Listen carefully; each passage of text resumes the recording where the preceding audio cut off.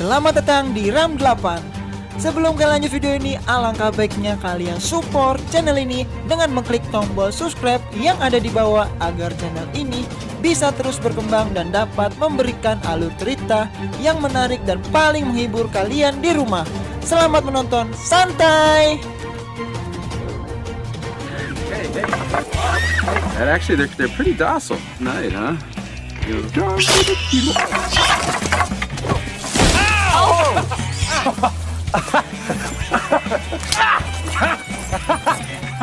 Asshole! Pria ini adalah Benyamin. Dia adalah seorang wartawan sekaligus single parent yang harus membesarkan kedua anaknya. Kedua anak Benyamin tersebut bernama Dylan dan Rosie. Pada malam itu, Benyamin sebelum tidur, dia pergi ke kamar mandi untuk membersihkan dirinya. Tiba-tiba anak Benyamin pun terbangun akibat keberisikan oleh tetangganya. Karena merasa kasihan dengan anaknya, Benyamin lalu memutuskan untuk mencari tempat tinggal yang baru dan memiliki halaman yang luas, agar kedua anaknya bisa nyaman dan bahagia. Keesokan harinya dia langsung mengajak Rosie dan temannya untuk berkeliling mencari rumah baru. Kemudian Rosie pun dari belakang menyodorkan sebuah brosur yang berisi rumah dengan halaman yang luas. Melihat brosur tersebut, Benyamin langsung pergi untuk melihat rumah tersebut. Sesampai di sana, Benyamin pun tertarik dengan rumah itu dan dia pun berkata kepada temannya bahwa ia akan membeli rumah itu berapapun. Sultan mah bebas ya, coba kita. Setelah melihat ke dalam, Benyamin pun malah semakin tertarik dengan rumah itu dan ingin langsung membeli rumah tersebut. Saat dia melihat-lihat, Benyamin mendengar suara singa dan sontak saja membuat Benyamin kaget. Lalu dia pun bertanya kepada temannya dan temannya pun langsung menjawab bahwa suara itu adalah suara singa yang ada di rumah itu. Benyamin pun merasa terkejut ketika mendengarnya. Lalu temannya berkata bahwa rumah itu dulunya adalah kebun binatang. Setelah melihat keluar, ada seekor singa yang menghampirinya. Benyamin lalu merasa ragu dan bimbang untuk membelinya karena dia belum pernah merawat hewan sebelumnya. Di tengah kegelisahannya, nampak si Rosie sangat bahagia akan rumah itu dan bisa mengurus binatang-binatang di sana. Setelah melihat Rosie sangat bahagia, dia pun lalu memutuskan untuk membeli rumah tersebut. Keesokan harinya mereka pun mengemas barang dan bersiap pindah ke rumah baru. Setelah sampai di sana, mereka berkenalan dengan 5 orang pengurus kebun binatang tersebut. Di situ ada Kelly, si kepala pengurus kebun binatang, Robin, si tukang kebun, Peter, petugas kebersihan, Rhoda, bagian administrasi, serta Lily yang usianya masih 13 tahun sebagai petugas serabutan. Dan setelah mengenal satu sama lain, Benyamin dan kedua anaknya mulai berkeliling untuk melihat seluruh isi kebun binatang tersebut. This is Buster. He was 770, but Hey there, Buster. Whoa.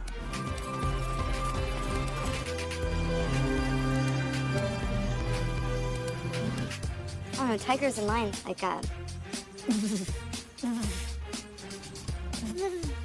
when you chuff at them, they chuff back.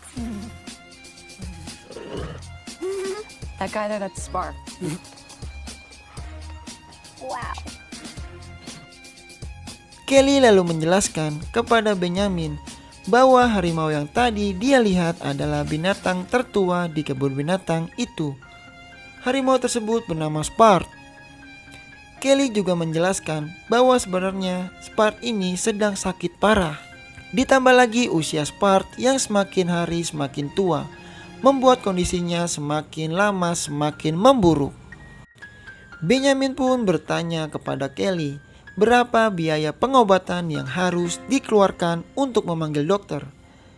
Tapi Kelly menyarankan Benyamin tidak perlu memaksakan diri karena Spark diperkirakan hidupnya tidak lama lagi. Di tengah perjalanan, Kelly berbicara kepada Benyamin. Ia masih bingung kenapa orang awam yang tidak punya pengalaman sedikit pun tentang mengurus hewan seperti Benyamin mau membeli kebun binatang yang sudah bangkrut ini. Mendengar pertanyaan Kelly, Benyamin pun menjawab, Why not?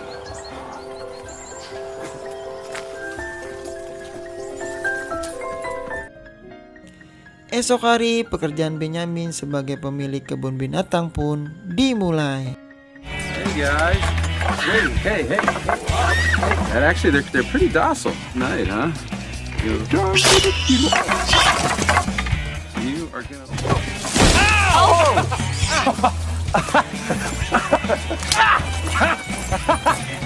Little asshole! Hari demi hari kini keluarga mereka lewati dengan mengurus kebun binatang tersebut. Siang itu kelihatannya Benyamin sangat sibuk karena tagihan demi tagihan dari mulai makanan sampai perbaikan kandang yang harus dia penuhi. Sementara di luar, Dylan semakin dekat dengan Lily yang selalu mengunjunginya saat jam kerja selesai. Dan di momen itu, Dylan seperti menemui kebahagiaan dia lagi. Malam hari setelah pekerjaan selesai, sebelum pamit pulang, Kelly meminta tolong kepada Benyamin untuk memberikan part obat dan mematikan lampu di gudang. Ia juga mengingatkan Benyamin agar berhati-hati karena di dalam gudang tersebut terdapat sebuah kotak yang berisi ular di dalamnya. Setelah itu Benyamin dan Rosie pergi ke kandang Spart untuk memberikan obat. Sementara Dylan diperintahkan untuk mematikan lampu di gudang. Sesampainya di gudang, Dylan yang penasaran dengan isi kotak tersebut lalu bergegas untuk membukanya. Dan saat ia membuka kotak tersebut, dia pun terkejut dengan apa yang ada di dalam kotak tersebut.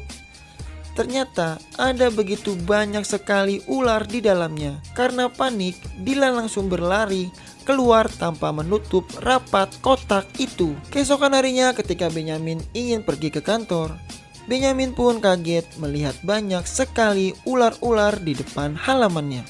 Melihat hal tersebut, ia pun bergegas untuk menelepon Kelly dan ingin meminta pertolongan. Saat mereka semua sedang menangkap ular tersebut, Benyamin terus-menerus memarahi si Dylan karena semalam enggak menutup rapat kotak tersebut.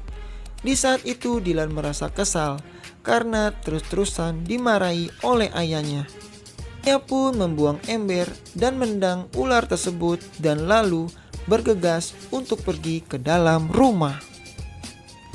Setelah mereka membereskan ular-ular tersebut, mereka semua berkumpul karena akan ada seorang inspektur yang akan datang ke sana. Inspektur itu bernama Ferris. Ia datang untuk mengecek kelayakan kebun binatang tersebut. Kalau lulus penilaian maka izin diterbitkan. Tapi kalau tidak memenuhi standar maka kebun binatang Benyamin ini bisa gagal buka. Selesai berkeliling, memeriksa kandang hewan, serta berbagai aspek lain, sebelum pulang Ferris memberikan beberapa catatan kepada Benyamin. Mulai dari ukuran pagar kandang yang kurang tinggi, jarak antara hewan dengan pagar, serta kesehatan hewan yang harus diperhatikan. Setelah Ferris pergi, Benyamin pun meminta kepada rekannya untuk menghitung berapa jumlah uang yang harus dikeluarkan untuk kebun binatang tersebut. Dan setelah dihitung-hitung, biaya yang harus dikeluarkan Benyamin adalah sebesar 1,5 miliar rupiah guys.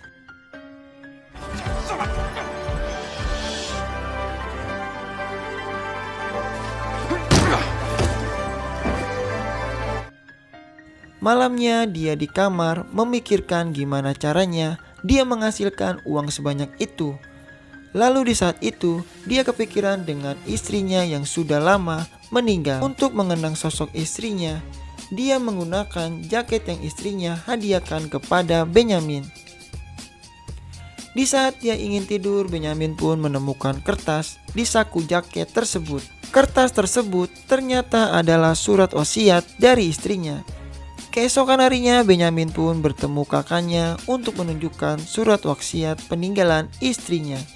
Ternyata isi surat tersebut adalah tabungan istrinya yang sudah istrinya kumpulkan bertahun-tahun untuk membantu Benyamin saat kesulitan. Di dalam tabungan istrinya tersebut ternyata ada uang $84.000 atau kalau dirupiahkan menjadi 1,2 miliar rupiah. Siangnya Benyamin langsung ke kebun binatang tersebut dan mengatakan kepada pengurus binatang kalau ia telah berhasil mendapatkan uang untuk merenovasi kebun binatang tersebut. Mendengar perkataan Benyamin, semua pengurus kebun binatang merasa bahagia karena mereka bisa mempertahankan kebun binatang itu.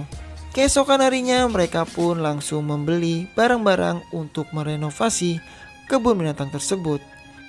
Di sore itu semua pengurus binatang berkumpul untuk melihat kondisi Spart yang semakin lama semakin memburuk.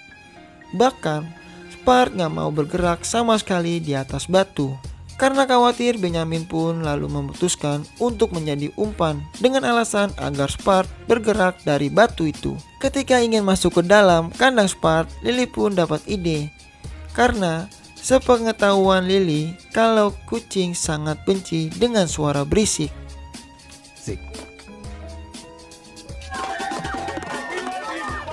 Come down, Spar. Come on down.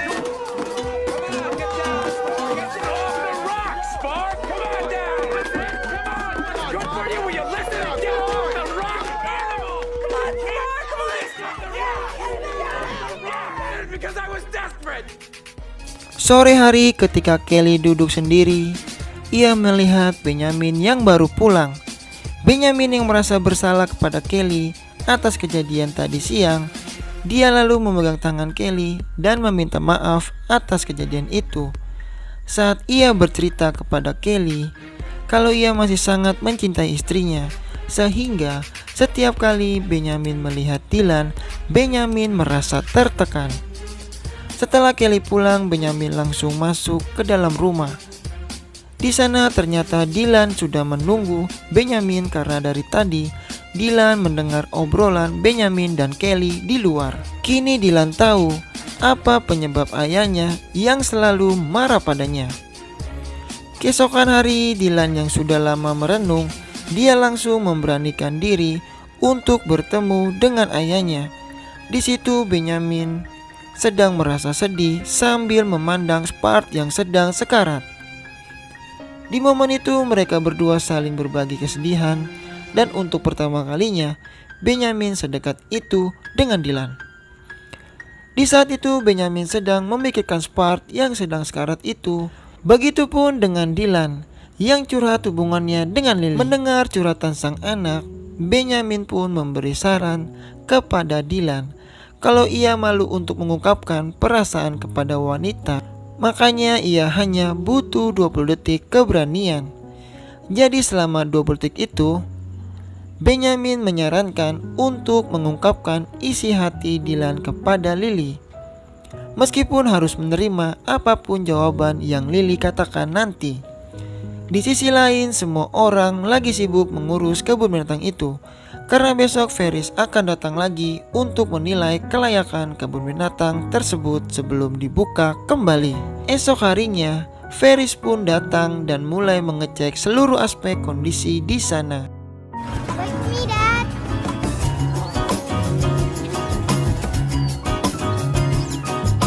I gotta make it for you.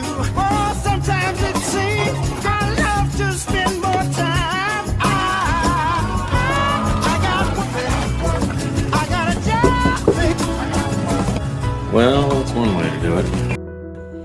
Di lain sisi, Kelly yang gugup karena pintu kandang singa yang rusak. Karena takut kedengaran Ferris, dia lalu memanggil Peter dengan menggunakan walkie-talkie. Namun, ternyata panggilan Kelly juga terdengar dengan walkie-talkie milik Benyamin yang sedang bersama Ferris. Karena merasa ada yang gak beres, Ferris meminta kepada Benyamin untuk mengantarnya ke kandang singa itu. Di sisi lain, Peter yang baru sampai di kandang singa itu segera memperbaiki pintu itu secepat mungkin sebelum Ferris datang. Okay. Solomon, come on, baby! Over here, Solomon! You hear me? Something to drink? I don't drink. Well, not even water? Come on, baby! Hey, do you want some? Over here! Woo! Hey, who's a good boy? Who's a good boy? Hurry up! Would you hurry up? I can only give his attention for so long! In silence! Oh! Cocktails! No, come here! Come here! Come here! Oh, God! Filled with scotch and bitterness. Your Paris right now! McCready! Got it? Akhirnya inspeksi selesai. Seluruh pengurus kebun binatang merasa harap-harap cemas saat menunggu hasil penilaian si Ferry. Dan setelah banyak pertimbangan, akhirnya kebun binatang itu pun lulus penilaian kelayakan dan bisa kembali dibuka. Hey, mister, everybody says you're a dick. I don't know what that means, but I don't believe it. But good luck.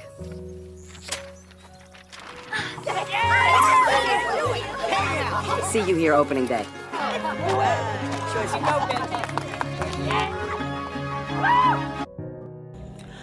Namun gak lama kemudian turunlah hujan.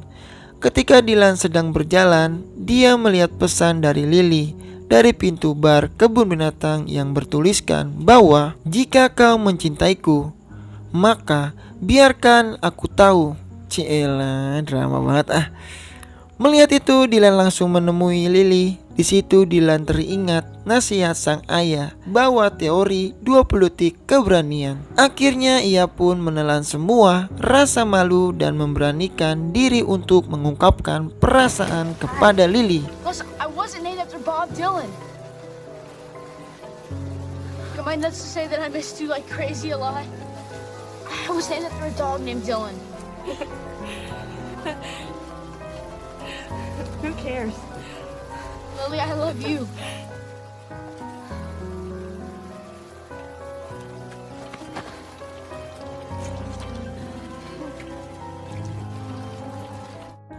Hari pembukaan kebun binatang yang dinanti-nantikan pun tiba.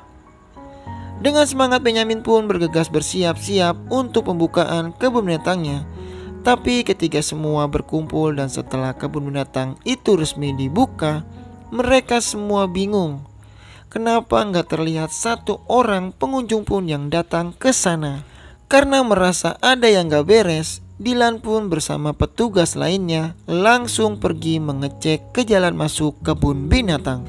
Ternyata di sana jalan masuk ke kebun binatang itu tertutup oleh pohon yang tumbang akibat hujan kemarin. Dan ternyata sudah sangat banyak sekali pengunjung yang mengantri masuk. Betapa bahagianya Benyamin serta seluruh pengurus binatang melihat keramaian pengunjung itu. Akhirnya mereka pun membantu satu persatu pengunjung di sana untuk masuk ke dalam kebun binatang tersebut. Hey guys, thanks for coming out and welcome to your zoo. As you can see, This is Lucy and Wesley and Pete. off today. A couple of interesting facts about the type. Alright, doesn't hurt that bad. This is Solomon. Hi, Solomon. Well done. Goofball.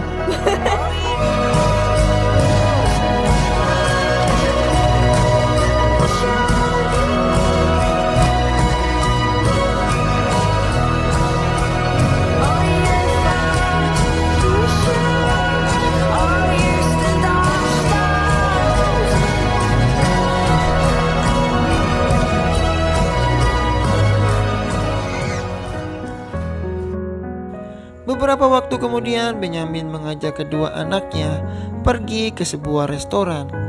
Restoran di mana dulu ia pertama kali bertemu dengan sang istri. Di situ Benyamin lalu menceritakan kepada Dylan dan Rosie tentang bagaimana pertama kali ia bertemu dengan istrinya. Benyamin pun berkata waktu itu dia sedang lewat di depan restoran. Terus dia melihat seorang wanita yang sangat cantik lagi duduk sendirian. Baginya wanita yang ada di hadapannya, dia itu adalah wanita tercantik di dunia. Awalnya Benyamin grogi dan malu, tapi dia teringat tentang teori 20 detik keberanian. Ia pun akhirnya memberanikan diri masuk ke dalam restoran tersebut. Setelah masuk di dalam, dia merasa sangat malu, grogi, dan minder guys.